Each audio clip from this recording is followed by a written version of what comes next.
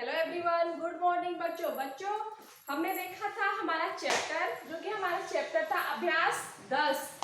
क्या था? अभ्यास 10 था, जो कि हमारे चैप्टर का नाम था आपसी सहयोग। ओके बच्चों, तो मैंने चैप्टर से आपको समझाया था कि जो कि मेरे चैप्टर का नाम है आपसी सहयोग। तो आपसी सहयोग से मतलब कि एक दूसरे की सहायता से हम क्या कुछ नहीं कर सकते, एक दूसरे की सहायता से करने से क्या कुछ नहीं बन सकता, क्या कुछ नहीं हो सकता बच्चों।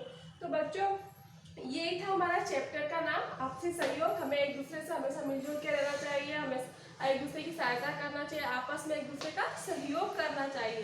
तो बच्चों, मैंने आप लोग को पिछले वीडियो में कविता पढ़ाई थी और कविता का अर्थ बताया था। ओके बच्चों, अब हम देखेंगे हमारा चैप्टर, इसका चैप्टर का क्वेश्चन आंसर, प्रश्न उत्तर। आइए हम इसका प्रश्न उत्तर लिखते हैं। ओके, तो हमारा प्रश्न उत्तर क, निम्नलिखित प्रश्नों के उत्तर दीजिए। क्या करना है बच्चों? निम्नलिखित प्रश्नों के उत्तर देना है। निम्नलिखित प्रश्नों के उत्तर देने में क में पॉइंट से कुछ 1 2 3 4 तक। तो हम पहला पॉइंट देखेंगे, पॉइंट नंबर 1। पॉइंट नंबर 1 में हमारा प्रश्न क्या कह रहा है? 1, गुलदस्ता किसे किसे कहते हैं? ये कैसे बनता है? गुलदस्ता किसे कहते हैं और ये कैसे बनता है? तो आओ बच्चों, हम इसका आंसर लिखेंगे। तो इसका आंसर होगा 1 से 2 और 2 से 4 फूलों को मिलाने से गुलदस्ता बनता है। 1 से 2 और 2 से 4 मतलब कि एक दूसरे के सहयोग से ही, मतलब एक फूल दो फूल एक साथ रखने से गुलदस्ता बनता है। तो हमारा पहला का उत्तर कंप्लीट हुआ। अब हम देखेंगे हमारा प्रश्न 2, पॉइंट नंबर 2, जो कि पॉइंट नंबर 2 में हमारा प्रश्न क्या है, आइए हम देखते हैं। हमारा प्रश्न पॉइंट नंबर 2 है, जल की अनेक बूंदों के मिल जाने से क्या बन जाता है? जल की अनेक बूंदों के मिल जाने से क्या बन जाता है? तो बच्चों, हम इसका आंसर लिखेंगे। आइए हम इसका आंसर लिखते हैं। सभी लोग ध्यान से बुक और नोटबुक दोनों में अच्छे से नोट कीजिएगा बच्चों। अब हम देखेंगे, हम लिखेंगे इस प्रश्न पॉइंट नंबर 2 का आंसर। जो अब हमारा इसका आंसर होगा, जल की अनेक बूंदों के मिल जाने से सागर बन जाता है। जल की अनेक बूंदों के को मिल जाने से क्या बन जाता है? ये हमारा प्रश्न था। उत्तर होगा, जल की अनेक बूंदों के मिल जाने से सागर बन जाता है। क्या बन जाता है? सागर बन जाता है। तो बच्चों, इस तरह से हमारा पॉइंट नंबर 2 कंप्लीट हुआ। आप लोग नोटबुक और बुक दोनों में ऐड कीजिए, लिखिए उसे। अब हम देखेंगे हमारा पॉइंट नंबर 3, जो कि हमारा पॉइंट नंबर 3 है, हमारे जिसका प्रश्न है पॉइंट नंबर 3 में, पल और युग में क्या अंतर है? क्या है? पल और युग में क्या अंतर है? तो बच्चों, हम पल मतलब क्षण होता है और युग मतलब बहुत समय से चलता आ रहा। तो बच्चों, अब हम इसे लिखेंगे। ओके, उत्तर होगा हमारा, पल मतलब समय का एक छोटा सा हिस्सा तथा युग बहुत अधिक समय का एक मानक होता है। मतलब बहुत समय से चलता आ रहा एक मानक होता है। ओके, तो प्रश्न 3 भी हमारा कंप्लीट हुआ इस तरह से। अब हम देखेंगे बच्चों हमारा प्रश्न नंबर 4, जो कि हमारा प्रश्न नंबर 4 यानी 4 में है। प्रश्न है, इस कविता से हमें क्या शिक्षा मिलती है? इस कविता से हमें क्या शिक्षा मिलती है? ओके बच्चों, अब हम इसका आंसर देंगे, जो कि इसका आंसर होगा,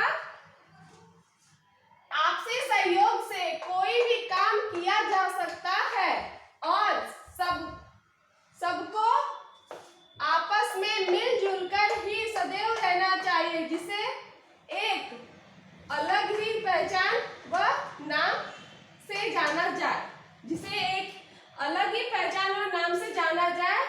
इसलिए ये मतलब कि प्रश्न था हमारा कि इस कविता से हमें क्या शिक्षा मिलती है? तो हमें ये शिक्षा मिलती है कि आपसी सहयोग से हम कोई भी काम कर सकते हैं, किया जा सकता है और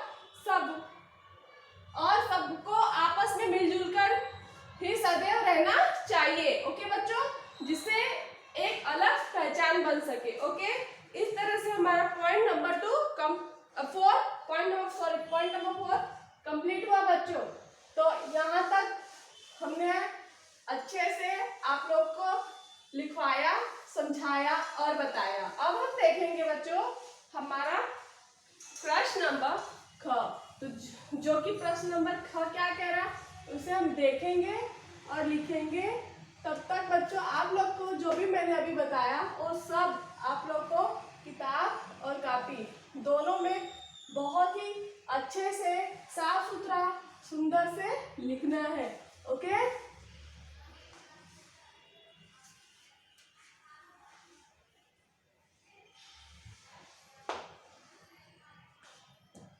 ओके बच्चों, अब हम देखेंगे हमारा पॉइंट नंबर ख। क्या है पॉइंट नंबर ख? इसमें क्या करना है? प्रश्न है कविता की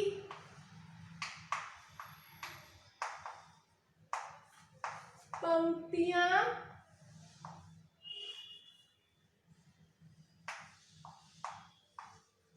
पूरा कीजिए।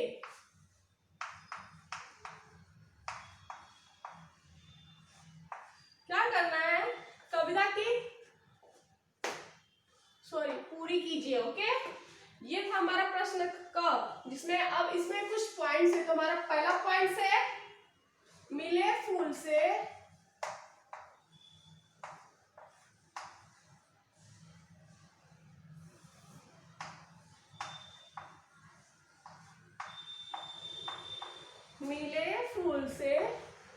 खाली जगह तो देखो। ओके, तो हम यहाँ पे क्या भरेंगे? फूल। क्या भरेंगे? खाली जगह में फूल भरेंगे। अब हमारा पॉइंट 2, पहले ही खाली जगह है, बन जाता है।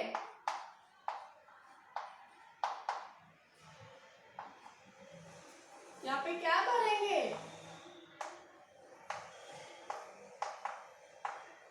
गुलदस्ता। अब हमारा पॉइंट नंबर 3,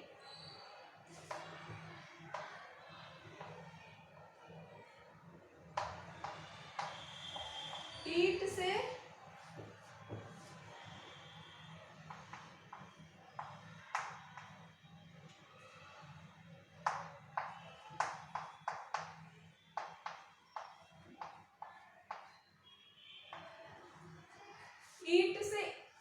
अब यहाँ पे हम भरेंगे फिर ईंट।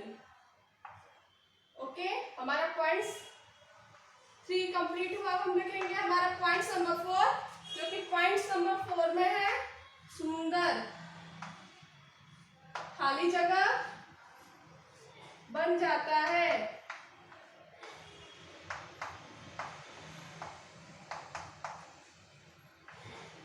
यहाँ भरेंगे घर।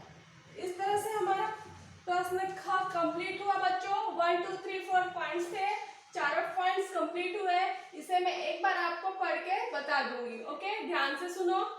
मिले फूल से फूल तो देखो, गुलदस्ता बन जाता है। ईंट से ईंट जुड़े तो देखो, सुंदर घर बन जाता है। बच्चों आप लोग को समझ में आया? ये हमारा मतलब कि कुछ हमारा जो क्वेश्चन था, ये हमारे कविता की कुछ लाइनें थी जो अनकंप्लीट थी, पूरी नहीं थी, जिसे मैंने पूरा किया और ये एक कविता का पैराग्राफ, सेंटेंस, वाक्य बन गया। ओके, तो यहाँ तक आप लोग ने लिखा होगा। अब हम देखेंगे हमारा प्रश्न नंबर ग, जो कि प्रश्न नंबर ग में निम्नलिखित पंक्तियों का भाव स्पष्ट कीजिए। बच्चों इसे आप लोग को कुछ नहीं करना है, इसमें बस यही आप लिखना है कि इसका अर्थ आप लोग को लिखना है कि छोटी छोटी जल की बूंदें सागर बन लहराती है। इसका अर्थ क्या होगा वो लिखना है। दूसरा है मिट्टी के कंकड़ से ही यह पृथ्वी बन जाती है। ओके बच्चों, तो इस तरह से चलो मैं लिखवाऊंगी नहीं, मैं सिर्फ आप लोग को बता दूंगी कि इसका अर्थ क्या होगा, जिसे आप लोग को ध्यान से सुनकर खुद ही लिखना है। तो लिखेंगे छोटी छोटी जल की बूंदें सागर बन लहराती है, मतलब कि बारिश की या फिर छोटे छोटे पानी की बूंदें जो बूंदे होती है एक दूसरे से, वही एक दिन सागर बन के लहराती हैं। बस यही लिखना है। पॉइंट 1 कंप्लीट हुआ। अब हम देखेंगे मतलब कि छोटे छोटे चीजों से क्या नहीं बन सकता। जैसे छोटे छोटे चीजों से ही मिलजुल कर ये घर बन जाते हैं। छोटी छोटी चीजों से मिलके सागर बना है। छोटी चीजों से, हर एक छोटी छोटी चीजों से मिलके कोई भी वस्तु चीज बनाया जा सकता है। ठीक है। मिट्टी के कण से ही ये पृथ्वी, मिट्टी के छोटे छोटे कणों से ही ये हमारी पृथ्वी बनी हुई है। किससे बनी हुई है? मिट्टी के छोटे छोटे कण से। हाँ, मिट्टी के छोटे छोटे टुकड़ों से ही ये पृथ्वी बनी हुई है। बस बच्चे आपको ये लिखना था। ओके। हमारा प्रश्न नंबर घ है, जिसमें लिखा है निम्नलिखित कविता की किन पंक्तियों में निम्नलिखित भाव कविता की किन पंक्तियों में आया है। ओके, तो पहला दिया है समय का मूल्य समझने वाला व्यक्ति बुद्धिमान कहलाता है। नंबर 2 है एक ही पल कोष्ठ में क्षण, छोटा होने पर भी पल पल के मिलने से युग बन जाता है। ओके, अब तो हमारा पहला, तो इसमें हम पॉइंट्स दिया 1 और 2, तो इसमें हम लिख देंगे कि जो भी व्यक्ति हो, जो भी, जैसे ये लिख सकते हैं, जो भी व्यक्ति हो हर मोल का, हर वस्तु का, हर इंसान का कद्र करता हो, हर समय का पल पल समझता, महत्व समझता, वही बुद्धिमान कहलाता है। और एक पल छोटा होने पर भी पल पल के मिलने से युग बन जाता है। मतलब किस तरह से हमारे बीते हुए पल याद आते हैं। छोटे छोटे पलों से, छोटे छोटे सेकेंड, मिनट और घंटों से मिला हुआ ही समय बनता है, जिससे एक युग बन जाता है। कुछ अभी इतने सेकेंड हुए, अभी इतने मिनट हो गए, अभी इतने घंटे हो गए। इस तरह से जब बीत जाता है तो ये हम जब याद करते हैं तो ये कहते हैं उस टाइम ऐसा हुआ, तो इससे इस तरह से युग बन जाता है बच्चों। तो आपको इस तरह से ये करना है। पॉइंट नंबर 4 भ। अब हम देखेंगे हमारा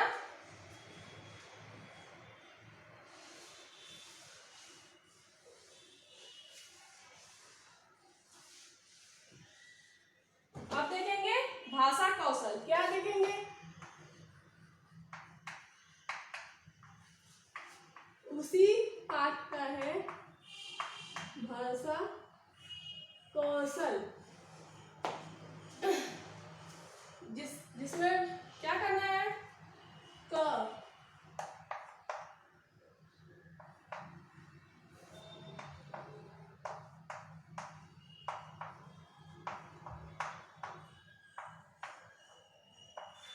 निम्नलिखित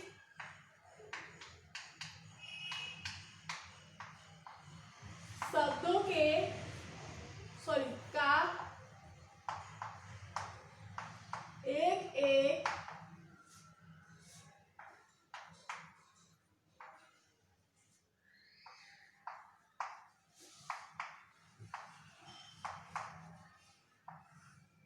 समानार्थी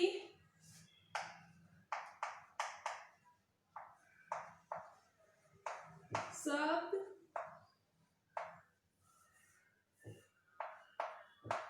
लिखिए। ओके बच्चों, क्या है? निम्नलिखित शब्दों का एक एक समानार्थी शब्द लिखिए, जिसमें से हमारा पॉइंट्स 1 है फूल। फूल से मिलता जुलता बन जाएगा पुष्प। क्या बन जाएगा? फूल से मिलता जुलता पुष्प बन जाएगा। अब हो जाएगा पॉइंट नंबर 2 पल। पल मतलब क्षण, क्षण हो जाएगा। अब हम देखेंगे पॉइंट नंबर 3 सागर।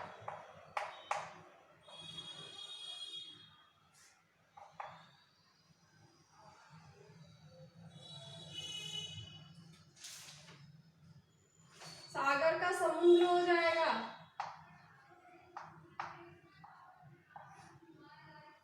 पॉइंट नंबर 4 जल मतलब पानी, जल से मिलता जुलता शब्द पानी। पॉइंट नंबर 5, युग।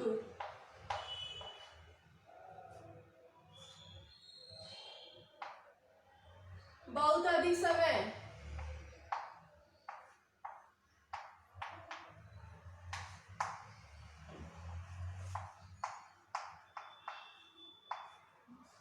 पॉइंट नंबर 6,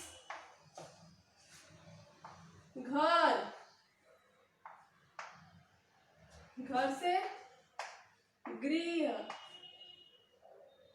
ओके बच्चों, इस तरह से हमारा प्रश्न कौशल, भाषा कौशल का क निम्नलिखित शब्दों के एक एक समानार्थी शब्द लिखना था। मतलब कि यहाँ पे प्रश्न का भी दिखा दिया है कि कुछ पॉइंट्स लिखे जिससे मिलते जुलते शब्द लिखना है। तो फूल का पुष्प हो जाएगा, पल का क्षण हो जाएगा, सागर का समुद्र हो जाएगा, जल का पानी हो जाएगा, युग का मतलब युग से बहुत अधिक समय हो जाएगा, घर से गृह हो जाएगा। इस तरह से बच्चों हमारा भाषा कौशल का प्रश्न क कंप्लीट हुआ। अब हम देखेंगे हमारा प्रश्न ख, जिसे हमें नहीं लिखना है। प्रश्न ख को हम नहीं लिखेंगे, ठीक है। इस तरह से हमारा चैप्टर कंप्लीट हुआ। ओके, तो हमारा चैप्टर जो कि नाम था आपसी सहयोग और अभ्यास था लेसन 10। इस तरह से लेसन 10 कंप्लीट हुआ। बच्चों आप लोग को इसे कॉपी और किताब दोनों में अच्छे से लिखना है। इसे किताब में भी पेंसिल से भरिएगा और कॉपी में पेंसिल से ही लिखिएगा, पेंसिल से ही लिखिएगा। साफ सुथरा और अच्छे से लिखिएगा ताकि समझ में आए। ना कि सिर्फ लिखना है, आप लोग को इसे याद भी करना है, क्योंकि एग्जाम के टाइम पे आपको कोई बताएगा नहीं, आपको स्वयं ही करना है, खुद ही करना है। तो इसे सिर्फ लिखना ही नहीं, आप लोग को पढ़ना भी है। तो बच्चों हमारा लेसन 10 कंप्लीट हुआ। आप लोग अच्छे से कॉपी किताब में पूरा कर लीजिएगा। नेक्स्ट वीडियो में मिलेंगे हमारे अगले चैप्टर के साथ, जिसका नाम है रोदास भगत। क्या है? रोदास भगत। और अध्याय है 11 मतलब 11।